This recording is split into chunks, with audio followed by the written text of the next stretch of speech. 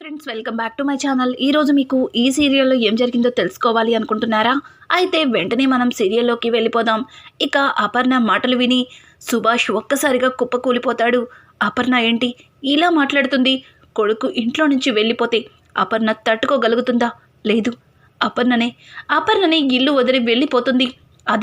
అది జరగకూడదు నేనుండగా అని చెప్పి సుభాష్ తన మనసులో బాధపడుతూ ఉంటాడు. ఇక రాజ్ అయితే గదిలోకి వెళ్ళి తన బట్టలని సర్దుకుంటూ ఉంటాడు. ఇంతలో కావ్య రాజ్ దగ్గరికి వచ్చి, ఏవండి, ఒక్కసారి ఆలోచించండి, అత్తయ్య గారికి నిజం చెప్పే ప్రయత్నం చేయండి అని అంటుంటే, ఏం మాట్లాడుతున్నావు? అన్నీ తెలిసినట్టు మాట్లాడుతున్నావేంటి? అన్నీ తెలిసినట్టు మాట్లాడుతున్నావు? అసలు ఏమనుకుంటున్నావు నువ్వు అని అంటుంటే, చాలండి, ఇంకా చాలు, జరిగింది ఇక చాలు, నేను అంతా తెలుసుకున్నాను, కానీ ఈ నిజాన్ని ఎవరికి చెప్పలేను అని చెప్పి కావ్య అనడంతో రాజు ఒక్కసారిగా, నిజం తెలుసుకున్నావా అని చెప్పి ఇక కావ్య వైపు చూస్తాడు. కావ్య అవును అన్నట్టుగా తల ఊపుతుంది. ఇక రాజైతే నిజం తెలిసినా సరే ఎవరి దగ్గర నోరు విప్పలేదు. నిజంగా ఈ కుటుంబం కోసం ఎంతలాగా నువ్వు కష్టపడుతున్నావో అర్థం చేసుకోగలను, కానీ నీకు అన్యాయం చేశాను అని అంటుంటే, లేదండి, లేదు, మీరు నాకు ఎప్పటికీ అన్యాయం చేయలేదు. భర్త ఎక్కడుంటే భార్య అక్కడే ఉంటుంది, నేను కూడా మీతోనే అని చెప్పి కావ్య కూడా తన బట్టల్ని ఇక బ్యాగ్లో సర్దపోతుంటే కావ్యని రాజ్ ఆపుతూ, వద్దు, నువ్వు నాతో రావద్దు, నాతో వస్తే నువ్వు చాలా ఇబ్బందులు పడవలసి వస్తుంది అని రాజ్ అంటుంటే, రాజ్ మాటలకి కావ్య, పర్వాలేదండి, చిన్నప్పటి నుంచి కష్టాలు పడుతూనే పెరిగాను, ఇప్పుడు ఇది పెద్ద కష్టమేమీ కాదు, నన్ను ఆపకండి అని చెప్పి ఇక కావ్య తన బట్టల్ని తీయబోతుంటే రాజ్ కావ్యని దగ్గరికి తీసుకొని తన భుజం మీద తల పెట్టుకొని, నాకు ఈరోజు చాలా సంతోషంగా ఉంది, నన్ను అన్ని విధాలుగా అర్థం చేసుకుని భార్య వచ్చింది, ఒకవేళ నిజంగా నేను తప్పు చేసి ఉన్నా నువ్వు నన్ను క్షమిస్తావని తెలుసు, కానీ ఈ నిజాన్ని మమ్మీకి తెలిస్తే ఎలా రియాక్ట్ అవుతుందో కూడా అర్థం కావట్లేదు. మమ్మీకి ఈ నిజం తెలియకూడదు అనుకుంటే ఈ నిజం నాతోనే అంతమైపోవాలి, అంటే ఈ ఇంట్లో నుంచి నేను అడుగు బయట పెట్టాలి అని చెప్పి రాజ్ చెప్పడంతో రాజ్ మాటలకి కావ్య, చూడండి, ఈ నిజం ఎవరికీ తెలియదు, ఎందుకంటే ఈ నిజం మీతోనే అంతమైపోవాలని నేను కూడా అనుకుంటున్నాను, కానీ మీరు ఇంట్లో నుంచి బయటికి వెళితే అత్తయ్య ఎలా ఊరుకుంటా అనుకుంటున్నారు? మీరంటే అపారమైన ప్రేమతో ఉన్నారు అత్తయ్య, ఏ రకంగా అయినా సరే మీరు నిజం చెప్తారేమో అని చెప్పి ఆవిడ ఎదురు చూస్తున్నారు, కానీ మీరు నోరు విప్పకుండా ఇలా ఇంట్లో నుంచి అడుగు బయట పెడతానంటే అత్తయ్య గారు ఎందుకు ఊరుకుంటారు? ఖచ్చితంగా ఆవిడ ఇంకా పెద్ద నిర్ణయమే తీసుకోవాల్సి ఉంటుంది అని చెప్పి ఇక కావ్య రాజ్తో చెప్తుంటే, రాజ్, ఏం జరుగుతుందో తెలీదు, కానీ ఈ నిజం మాత్రం నాతోనే అంతమైపోవాలి అని చెప్పి ఇక రాజ్ కావ్యతో చెప్తాడు. కావ్య రాజ్ని తన ఒడిలో పడుకోబెట్టుకొని ఇంకా రాజ్కి ఓదార్చుతూ ఉంటుంది. ఇదంతా ఇలా ఉండగా రుద్రాణి అయితే రాహుల్తో, ఏంట్రా, ఇంట్లో జరుగుతున్నవన్నీ నిజమా కల? అసలు అపర్ణ వదిన ఇంత పెద్ద నిర్ణయం తీసుకుంటుందని అస్సలు అనుకోలేదు. నిజంగా అపర్ణ వదిని ఈ ఇల్లు వదిలి వెళ్ళిపోతే ఈ దుగ్గిరాల కుటుంబం నా చేతిలోకి వస్తుంది, తర్వాత ఈ పెత్తనం నాదవుతుంది అని చెప్పి రుద్రాణి అయితే ఒక విధంగా చాలా సంబరపడిపోతుంది. ఇక సుభాష్ అయితే బయట గార్డెన్లో తిరుగుతూ, అపర్ణకి నిజం చెప్పాలి, నిజం చెప్పకపోతే జరగవలసిన అనర్థాలన్నీ జరిగేలా ఉన్నాయి, ఏం చేయాలి అన్నట్టుగా సుభాష్ తనలో తను కుమిలిపోతూ ఉంటాడు. ఇంకా అనామిక అయితే అపర్ణ వెళ్ళిపోతుంది. తరువాత ఆ బాధతో రాజ్ మరింత కృంగిపోతాడు. తరువాత నా భర్తే ఆఫీస్కి ఎండీ అవుతాడు, తరువాత ఈ ఇంటి పెద్దరికం నా చేతిలోకి వస్తుంది, ఇంకా ఈ ఇంటికి యువరాని నేనే అన్నట్టుగా మన అనామిక అయితే తెగ ఫీల్ అయిపోతూ ఉంటుంది. ఇదంతా ఇలా ఉండగా అనుకోకుండా అప్పు అయితే కావ్యకి ఫోన్ చేస్తుంది. ఇక కావ్య ఫోన్ లిఫ్ట్ చేసి అప్పుతో మాట్లాడుతుండగా అప్పు చెప్పిన మాటలకి కావ్యకి నోటి నుంచి మాట రాదు. ఏం మాట్లాడుతున్నావే, అసలు నువ్వు చెప్పేదంతా నిజమేనా అని అడగడంతో అవునక్క, నేను చెప్పేదంతా నిజమే, ఒక్కసారి నువ్వురా అని అంటుంటే ఈ టైంలోనా?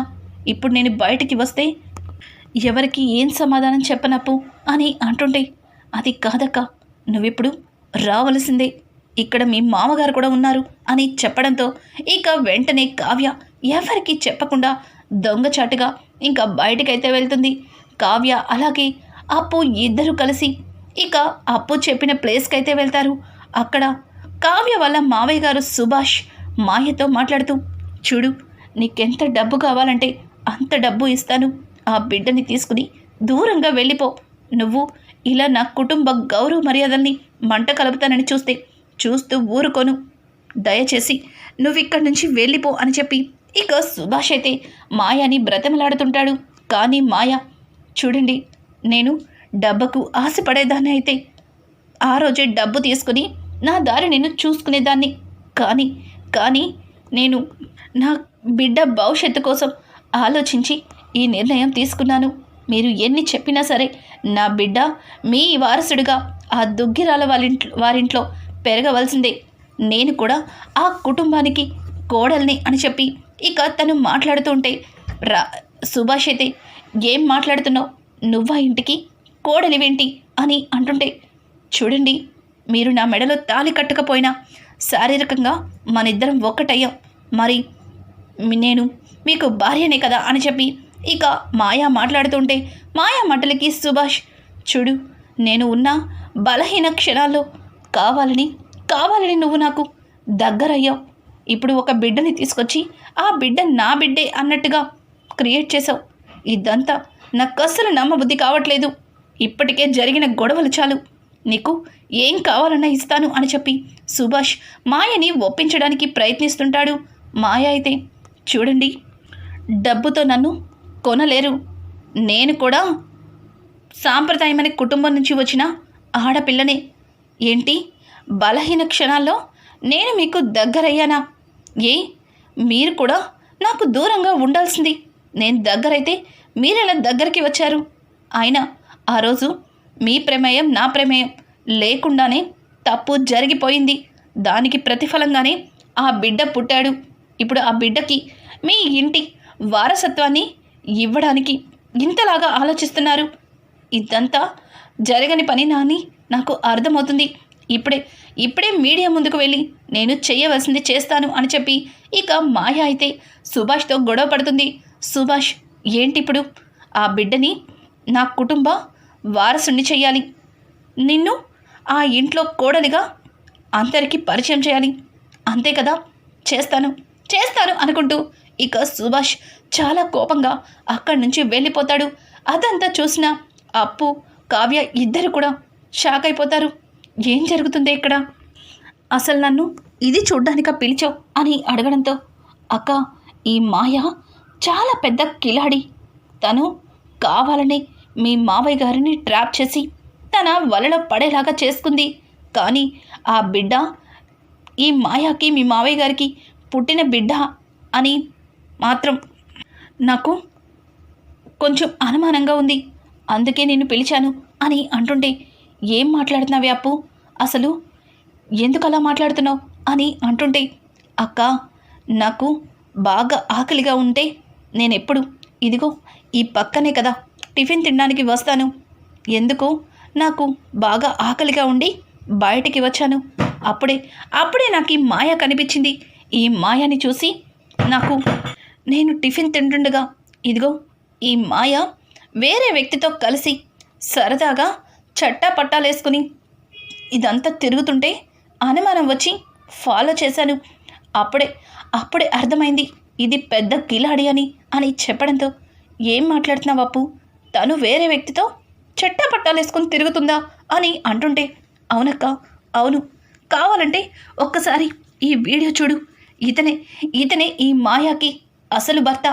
వీళ్ళిద్దరూ కలిసి మీ మామయ్య గారిని ట్రాప్ చేశారు. ఇదంతా ఒక పెద్ద ప్లాన్ అని అంటుంటే, నువ్వు చెప్పేది నిజమేనా అని అడగడంతో, అక్క, నీకు ఇంకొక మాట చెప్పనా? ఈ మాయ ఎవరో కాదు, అనామికకి సొంత అక్క అని చెప్పడంతో కావ్య ఒక్కసారిగా కుప్పకూలుతుంది. ఏంటి, ఏం మాట్లాడుతున్నావు? ఈ మాయ అనామిక అక్క అని అడగడంతో అవునక్క, అవును, నువ్వు నమ్మడానికి కష్టంగా ఉన్న ఈ మాయ అనామికకి అక్కే. ఇదంతా చేయిస్తుంది అనామికనేమో అని నాకు కాస్త అనుమానంగా కూడా ఉంది అని అనడంతో ఇక కావ్య వెంటనే, ఏంటి, ఏం మాట్లాడుతున్నావే? ఇదంతా చేయిస్తుంది అనామికనా? అసలు అనామికకి అంత అవసరం ఏమొచ్చింది అని అడగడంతో వెంటనే కళ్యాణ్ వాయిస్ వినిపిస్తుంది.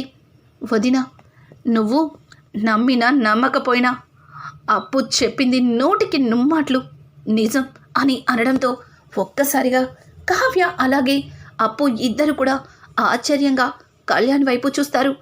ఏం మాట్లాడుతున్నావు కవి గారు? ఇదంతా నిజమా? అంటే మీకు ఇంతకు ముందే తెలుసా అని అనడంతో నాకు ఇంతకు ముందు కొంచెం అనుమానం ఉండేది, కానీ ఇప్పుడు అప్పు మాటలు విన్నాక అది నిజమని అర్థమవుతుంది. మీరు కంగారుగా బయటికి వెళ్తుంటే ఏమైందో అని చెప్పి మిమ్మల్ని ఫాలో చేస్తూ వచ్చాను, కానీ ఇక్కడ జరిగిందంతా చూసిన తర్వాత నా అనుమానమే నిజమైంది. నా కళ్ళ ముందే తను 2 సార్లు మాయ అనే పేరుతో ఫోన్లో మాట్లాడడం గమనించాను. పైగా నా నుంచి దూరంగా వెళ్ళి మాట్లాడింది. ఇక బాబు గురించి నువ్వేం ఆలోచించకు, నేను చూస్తూనే ఉన్నాను.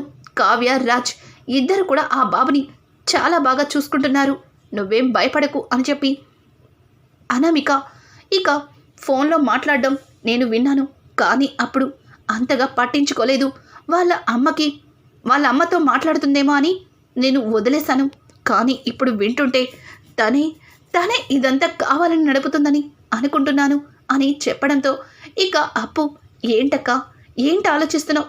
అయినా అనామిక ఎందుకు ఇలా చేస్తుంది అని చెప్పి ఇక అప్పు మాట్లాడడంతో పక్కన ఉన్న కావ్య, అనామిక ఎందుకంటే దుగ్గిరాల వారింటిని ముక్కలు చేయాలని చూస్తుంది. ఆస్తి కోసం కళ్యాణ్ని పెళ్లి చేసుకుంది.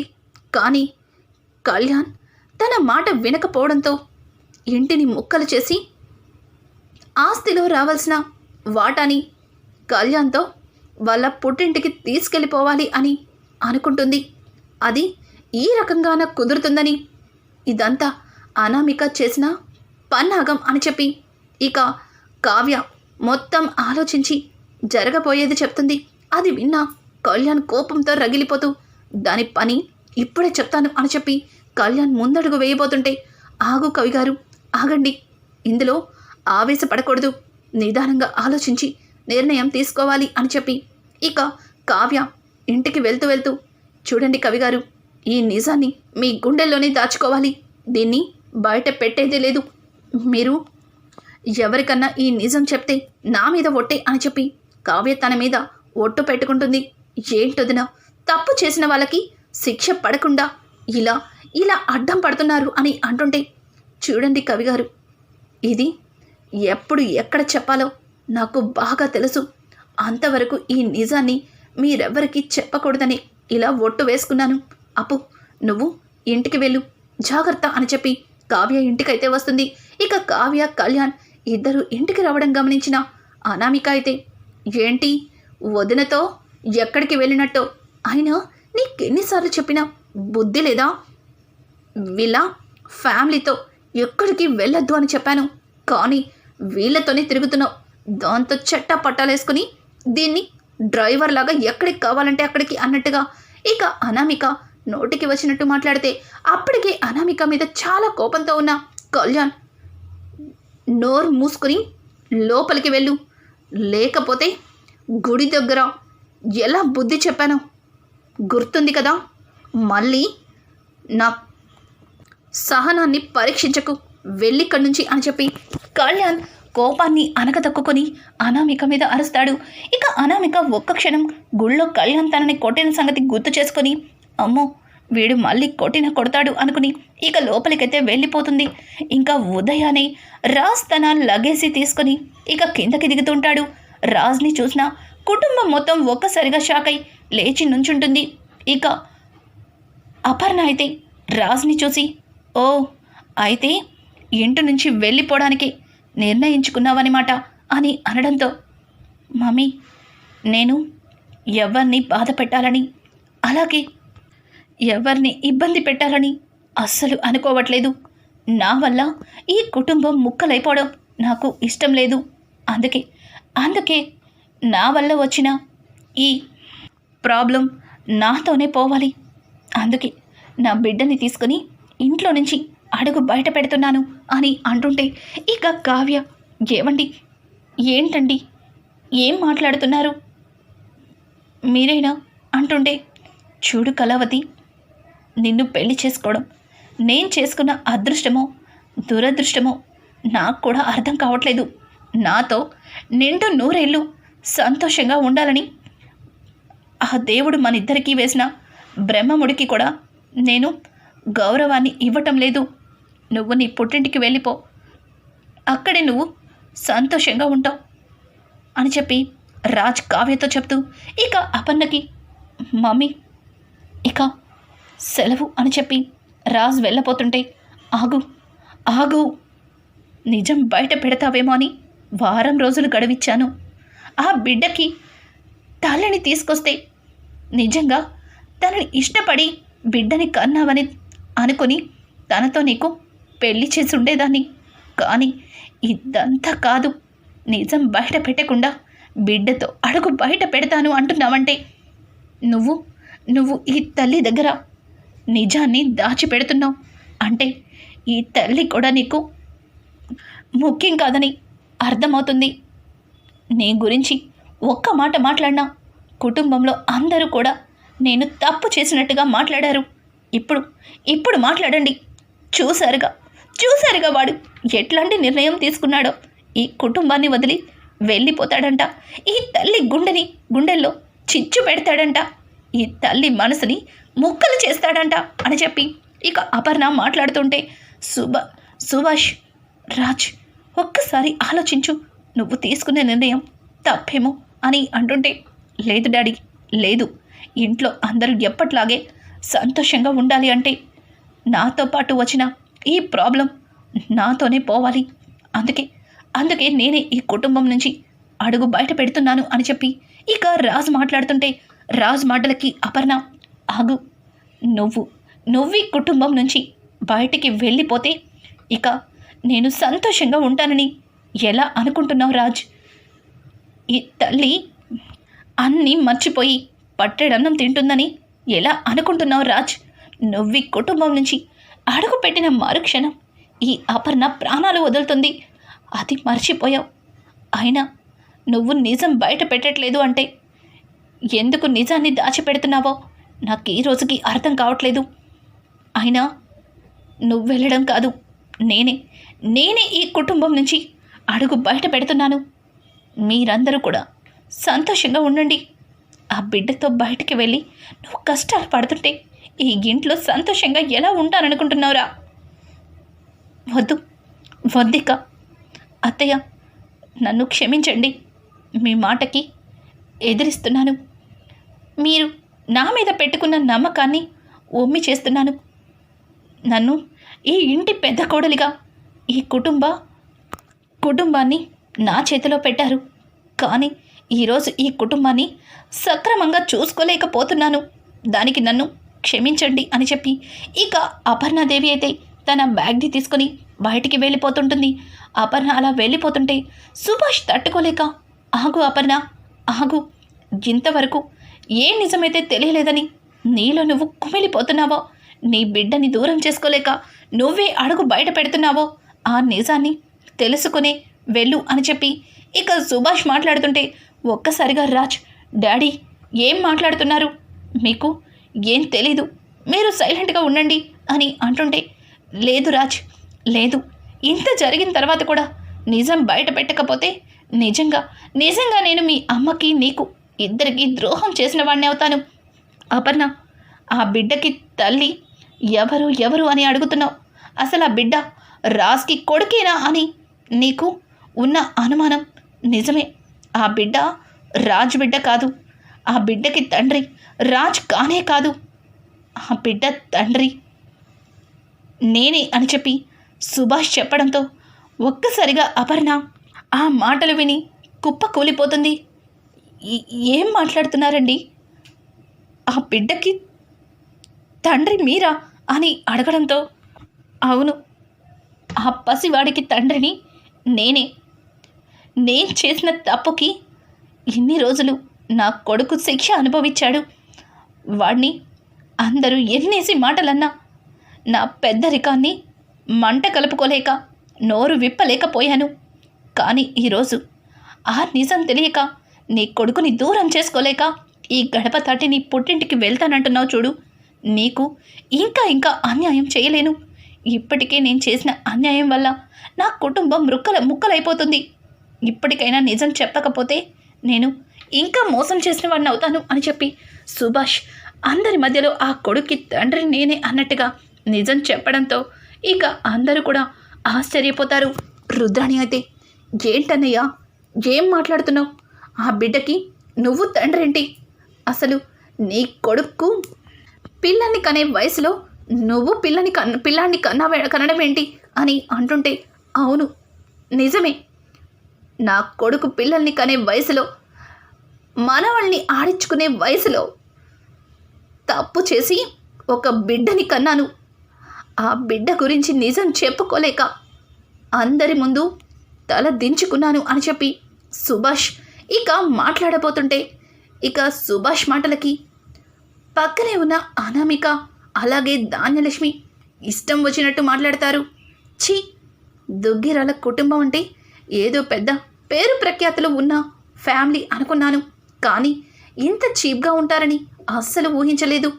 అయినా మనవాళ్ళని ఎత్తుకుని ఆడించవలసిన వయసులో ఇలా వేరొక ఆడదాంతో సంబంధం పెట్టుకుని బిడ్డని కనడానికి మీకు సిగ్గనిపించలేదా? ఛీ, మీలాంటి కుటుంబంలో నేను ఇంకా ఇంటికి కోడలిగా ఉండలేను అని చెప్పి అనామిక అయితే ఇష్టం వచ్చినట్టు నోరు పారేసుకుంటుంది. అనామిక మాటలకి ఇంట్లో అందరూ కూడా చాలా బాధపడతారు. ఇక కోపం తట్టుకోలేక కళ్యాణ్ ముందడుగు వేయబోతుంటే కావ్య కళ్యాణ్కి సైగ చేస్తుంది. కానీ అనామిక మాటలు హద్దు పద్దు లేకుండా నోటికి వచ్చినట్టు మాట్లాడుతుంది. ఇక అనామిక అన్న మాటలకి కావ్య తట్టుకోలేక ఆపు ఆపు అనామిక, ఇంతవరకు మాట్లాడింది నువ్వు చాలా ఎక్కువ. ఇక ఒక్క మాట మాట్లాడినా ఊరుకునేదే లేదు అని అంటుంటే ఓ ఎంతైనా మీ మామగారు తప్పు చేశారు కదా, ఆ మాత్రం సపోర్ట్ చేయాల్సిందే. భర్త తప్పు చేశాడంటేనే ఇల్లు వదిలి వెళ్ళలేదు. ఇప్పుడు మామగారు తప్పు చేశారంటే నువ్వేం చేస్తావులే అని చెప్పి అనామిక కావ్య గురించి కూడా చాలా తక్కువ చేసి మాట్లాడుతుంది. ఇక కావ్య తప్పు చేసింది నువ్వు, నన్ను అంటావేంటి? మీ అక్కతో ఆడిస్తున్న నాటకం చాలిక, సిగ్గులేదా నీకు? ఒక ఆడదాని వయ్యుండి తన శీలాన్ని అడ్డం పెట్టుకొని ఇలాంటి నాటకం ఆడడానికి సిగ్గనిపించలేదు? ఇంతవరకు మన కుటుంబానికి తెలియని నిజం ఏమిటంటే అసలు ఆ బిడ్డకి మావయ్య గారికి ఎటువంటి సంబంధం లేదు. ఇదంతా ఒక నాటకం. ఈ నాటకాన్ని ఆడిస్తుంది ఇదిగో మన ఇంటికి కోడలిగా వచ్చిందే ఈ అనామిక. ఈ కుటుంబ గౌరవ మర్యాదల్ని మంట కలపడానికి, ఈ కుటుంబాన్ని ముక్కలు చేయడానికి, ఈ ఇంట్లో చీలికలు ఏర్పడేలా చేయడానికి కంకణం కట్టుకుంది అని చెప్పి ఇక జరిగిన నిజమంతా కూడా కావ్య అందరికీ చెప్తుంది. ఒక్కసారిగా కావ్య మాటలు విని అందరూ షాక్ అయిపోతారు. ఇక అనామిక అయితే గజగజ వణుకుతుంది. అలాగే సాక్ష్యాలతో సహా కావ్య అనామిక బండారాన్ని బయట పెట్టడంతో కుటుంబం మొత్తం అనామిక విషయంలో ఏ నిర్ణయం తీసుకుంటుంది? ఇంకా కళ్యాణ్ తిరిగి అనామికని తన భార్యగా దగ్గరికి తీసుకుంటాడా? విడాకులిచ్చి దూరం అవుతాడా? రానున్న ఎపిసోడ్స్ అయితే మరింత ఇంట్రెస్టింగ్గా మారిపోతున్నాయి. ఈ వీడియో మీకు నచ్చినట్టయితే లైక్ చేసి సబ్స్క్రైబ్ చేసుకోవడం మాత్రం మర్చిపోకండి. Thanks for watching. Hi friends, welcome back to my channel. ఈరోజు మీకు ఈ సీరియల్లో